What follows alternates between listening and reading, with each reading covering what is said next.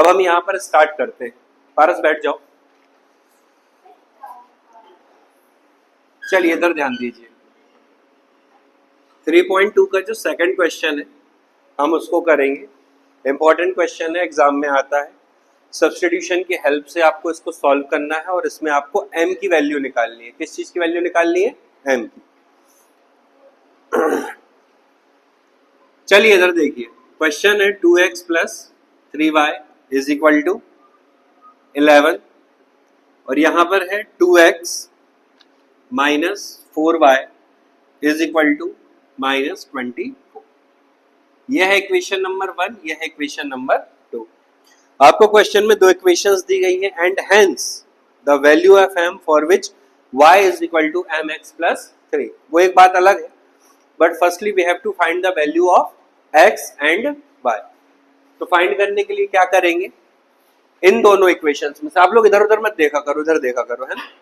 इन दोनों इक्वेशंस में से हम क्या करेंगे, पहले x की वैल्यू को यहाँ पर ले लेंगे। मैं यहाँ पर इक्वेशन 1 को प्रेफर कर रहा हूँ क्योंकि मुझे वो वहां पर थोड़ी सी इजी लग रही है, तो मैं यहाँ पर लिखूंगा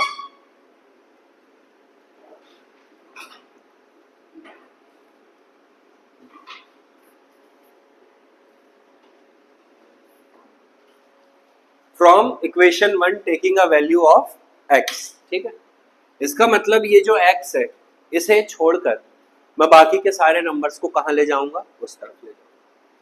तो मैं यहाँ पर लिखूंगा x is equal to 11 minus 3y divided by 2।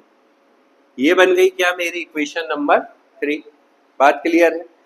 Equation 1, equation 2 और हमने इक्वेशन 1 से x की वैल्यू ली तो हमारे पास क्या बन गई, equation number 3।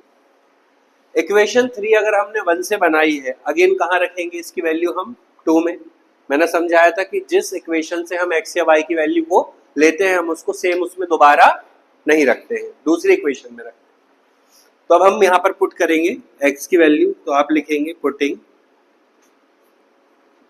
x's value in equation number second. ये आपकी इक्वेशन नंबर सेकंड है और यहाँ x की जगह आप इस पूरी वैल्यू को पुट करने वाले। तो आप लिखेंगे यहाँ पर 2, x की जगह पर क्या लिखोगे, 11 माइनस 3y डिवाइडेड बाय 2। यहाँ पर क्या लिखा हुआ है, माइनस 4y, सामने कितना लिखा हुआ है, माइनस 24।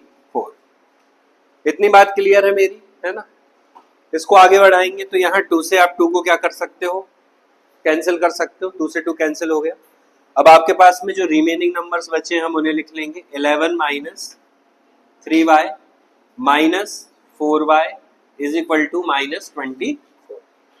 माइनस का 3y है, माइनस का 4y, minus minus plus, 3y और 4y यहाँ पर क्या लिख दोगे आप, माइनस का 7y, ये माइनस का क्या लिखा हुआ है 24, ये प्लस का 11 है, यहाँ चला जाएगा तो क्या हो जाएगा, माइनस का 11। ठीक है, माइनस माइनस यहाँ पर भी क्या होगा, प्लस, 4 और 1 क्या हो जाएगा 5, 2 और 1 कितना हो जाएगा 3। तो यहाँ पर जो वैल्यू आपके पास में y की आएगी वो क्या आएगी, माइनस 35। इधर यहाँ क्या लिखा हुआ है, माइनस 7y। माइनस से माइनस को क्या कर दिया आपने, कैंसिल कर दिया। क्वेश्चन को यहाँ पर ले जाएंगे हम ये मल्टीप्लाई में है 7, उधर चला जाएगा तो क्या हो जाएगा, डिवाइड में, 7 1 जा 7, 7 5 जा 35। ठीक, तो y की वैल्यू कितनी आ गई बच्चों, 5 आ गई। अब आप क्या कर सकते हो, ये जो y की वैल्यू है इसे इक्वेशन 1 2 या 3 जहां आपको इजी लगे वहां आप इसको पुट कर सकते हो। 3 वाला जो इक्वेशन है वो इजी है, तो मैं इस वैल्यू को कहां पुट करूंगा, इक्वेशन नंबर 3 में। तो हम यहां पर लिखेंगे putting y's value in equation number 3। यहां ये जो y दिख रहा है ना उसकी जगह आप 5 लिखने वाले हैं। तो आप पहले यहां लिखेंगे x is equal to 11 minus 3 into 5 divided by 2।